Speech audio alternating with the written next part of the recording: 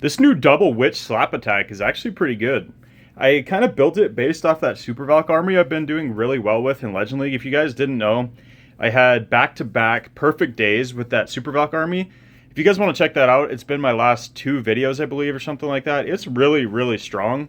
I pushed into the top 500 global with it as of 2 days ago, I believe it was. Didn't have the best day yesterday on defense, and I did have one really bad 1-star, so kind of threw that progress away, so I'm definitely out of the top 500 now. But here's the army. You can tweak the equipment to your liking if you'd want to. As you see here, we're just going to do a 8 invis RC walk first, just to set the pathing, and then we'll use the queen and a siege barracks to funnel out the other side. Then the rest of the army will go in the middle. So let's go hop into the first replay, and I'll explain to you guys how this works. Alright, so what you're going to want to do, I prefer to send the RC from a corner, just because whichever way she goes, then you can react and send your army based on that. If you send her in the middle, sometimes it can get all messed up and she'll just end up going all the way around the outside of the base and not going in at all, which doesn't set the pathing and really screws you up. Unfortunately, my Royal Champion, I could not get her to ignore the disarmer in this attack, which was really frustrating. She's going to take out the first stage of that disarmer. My Kane does go down and goes to his second stage, which he really didn't get any value because he went left and my RC went right, so I couldn't keep them both invisible like I planned on doing, which was partially because I did lure that disarmer, which didn't really help me that much. It actually really distracted my Royal Champion. So we're going to get this Expo and then we'll recall her out. We did enough to set the pathing, as you see. Now we can go in from either the top or the bottom here. In hindsight, I might have wanted to come from the top, but the reason I came from down here is because I came in behind the fire spitters. But it's going to suck now because I have to fight the disarmer and the super dragon at the same time, which I didn't think that through. But as you see, we dropped that stuff first because there was so much stuff over there, and then we'll use our queen with the siege barracks over here. Definitely wall break them in as well. I used one wall break over there. You do have four wall breaks. And I did have one fail here, which sucks because I didn't get through this wall here. So my troops started to wander. So this was a really poorly executed attack. But I do get the jump spell down in the middle there, which gives us access to this other compartment over here and the town hall. Hopefully something will path to the town hall. And unfortunately we had some witches and super witches split off up to the top. So this is as bad as it really could have gone pathing wise. And as you see, we're still going to 3-star. Our king goes in for the town hall, which is nice. Our RC ability was forced. Hopefully those hogs can pull some traps so I don't lose anything else to it. Obviously the super witches did get nerfed because their big boys now can get launched by the spring traps. And yeah, as you see up here, we lost 2 of our super witches up there and we only had 3. So really, this is a worst case scenario how this could have gone. And we're still going to 3-star. We hit our king ability, which was perfect. Opens up all those walls. So now the only wall we really have to get through is this one up here, and we should be good to reach everything else. We just still have our pekkas. Both pekkas from the siege barracks are still alive somehow. We have a couple Valkyries from there as well, which take out the skeletons. Really nice, which helps our pekkas get more value. We have the giant from the army camp, still full health, so he's actually going to be our wall breaker essentially at this point. Once he gets down below half health, he will rage up, and he'll beat through this wall no problem. He just needs to take a little bit more damage. There he goes, rages up. Beats through that wall with ease. Queen takes out the multi-inferno. Our Pekka's going to get all the trash up there. We have probably one more wall we need to beat through here, but look at this. This giant, I don't know why he switched targets, but he finally goes back, almost 2-shots it. Barely had a sliver of health. Our queen still has healers. Giant's going to survive the attack. Our warden's still up. We still have a Pekka survived the whole time from a siege barracks, which I don't even know how that's possible. That's actually kind of insane. You see, it was pretty close, but it was as poorly executed as it possibly could have gone, really. It was just bad from the get-go, and we still get the 3-star, so let's go hop into another one. Alright, this time we've got a war base that doesn't have those weird army camps.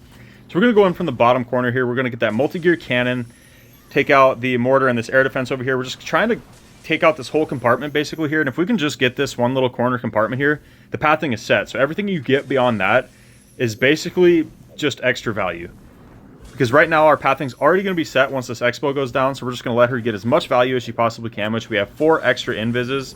You could go less invis if you want, but it is risky because if there is defenses spread around the outside of the walls and you wander out there first, you're not going to get the pathing set. So that's why I think 8's kind of the sweet spot.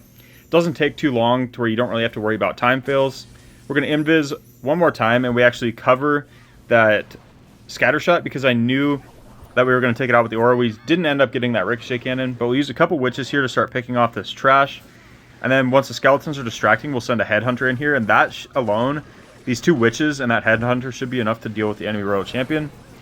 So we queen with her giant arrow, get our ice golem down in our siege barracks. We'll wall break them into that corner there. Let them work for just a second, get that funnel set. We wall break in here. Now we get our super witches in, our healers, our test balloons, get our king with our warden and our RC. Now we can jump over this section here. Gives us access to everything, and we could even get troops to join up here if they wanted to. But hopefully our pekkas and our queen go up and start setting that pathing. Good warden ability. Pretty much covers everything here. We rage up in the core as well. That super dragon's going to get melted by our super witches. Now I'm trying to watch up here. Our queen's still full health. All of our siege barracks troops are doing work, and this corner wall is open here as well, so we're going to get tons of value out of that siege barracks. The siege barracks was clutch on this one.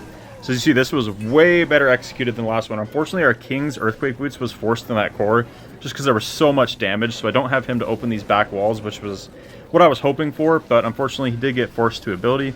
But I don't think it's going to matter here. Our RC, invisible from the Fox, is still going to end up putting in work here. She's going to take out the multi-archer tower and that builder hut. She should actually get the scatter shot as well, because the scatter shot is targeted onto a super witch. Queen reaches over the wall to take out that ricochet cannon. And yeah, this was not even close.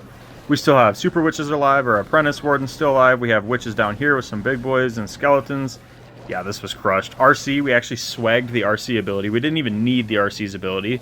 Pekka's still alive from the siege barracks. Queen's still full health. Warden's still full health. This one was absolutely crushed. And this was actually a war base that didn't have those stupid army camps, which I think, honestly, in my opinion, is harder. Just because picking up that Kane and Giant on offense is so overpowered. Let's go hop into another one.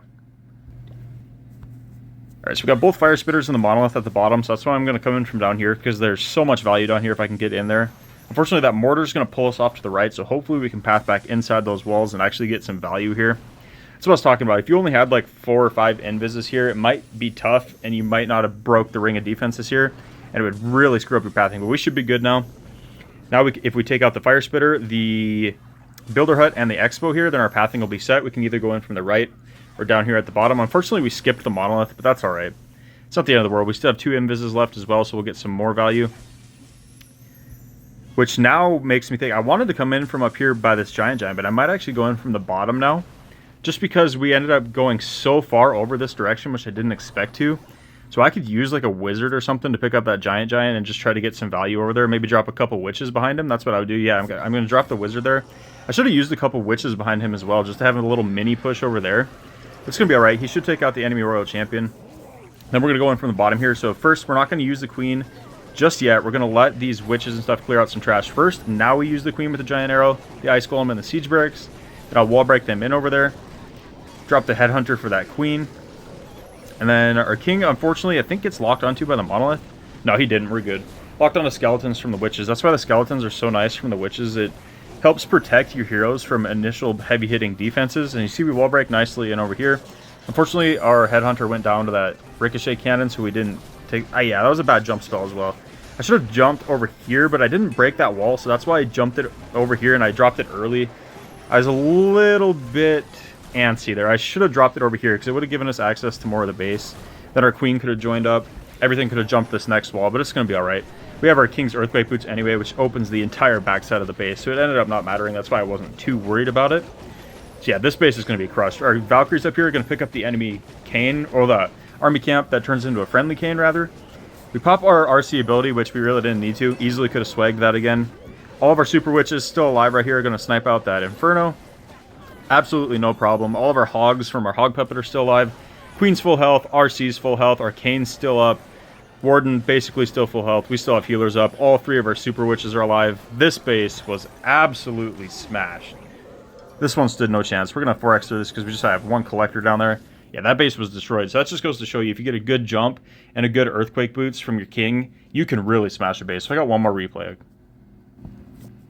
Alright, into the final attack. As you see, both friendly army camps are in the same spot. So I'm going to RC from down here, and then I'll be able to send my main push from up here and just pick up a giant and a Kane for basically free to go in with my main army. That's going to be insane. The giant can basically just go around the outside with the siege barracks, and then our Kane can... or no, maybe the Kane can go around the outside, maybe. Well, he will try to break the wall anyway, so I'm not sure. We'll just have to see how that pathing goes. But either way, we're going to add them either to our main push or with the siege barracks over there, and it's going to crush.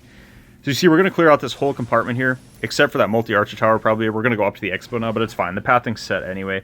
because we won't have to path into this compartment anyway, especially with that gold storage going down. I just want to trigger this poison tower here, and then we'll get out. So that way we don't have to deal with the poison. Perfect, we'll recall her out. And now this is set up perfectly. Perfect pathing right into the core. We're going to pick up the giant and the cane for free, which is amazing. Our giant actually is going to go left and join in with our main push, which is awesome because it'll tank perfectly for all of our witches and our super witches. And honestly, if our skeletons can get out in front and tank for him, that would be even better. But now we have a perfect jump spell over this corner right here. Gives us access to the town hall and to this other compartment. And if our other troops stay alive, they could even join up with our main push. Unfortunately, we lose our king to the bottom because the queen, the enemy queen, screwed me and pulled me down there. I thought I had perfect pathing, but we basically lose our whole army to the bottom. That is really frustrating. The enemy queen screwed us there, so we lost our king. Got no value from the king. We lost all of our super witches over there. That is really unlucky. I can't believe that happened. It looked like we had plenty good enough of a funnel set, but the queen must have pulled my troops over there. So let's just 2x through this at this point. It would have been crushed if everything stayed together, but we're still going to get the 3-star. That is just really frustrating. I can't believe they passed like that. That is so unlucky. I had a massive funnel set, and it still pulls all my troops down there because of the... I'm assuming because of the queen. Our queen up here is going to fight off the disarmer, which is nice. Won't bother any of the rest of our troops. Our RC getting tanked for by the giant is absolutely clutch. And that'll actually keep my RC alive through the rest of the base. So we do pick up the 3-star, even with the unluckiest break of all time. I can't believe that happened. Leave a comment down below what pulled my troops over there. I'm not going to rewatch it. But if you guys noticed, let me know, because that was insane. I'm assuming the queen pulled my troops down there. That's the only thing I can think of. But let me know how this works out for you guys. Drop a like if you guys enjoyed. I'll catch you guys next time.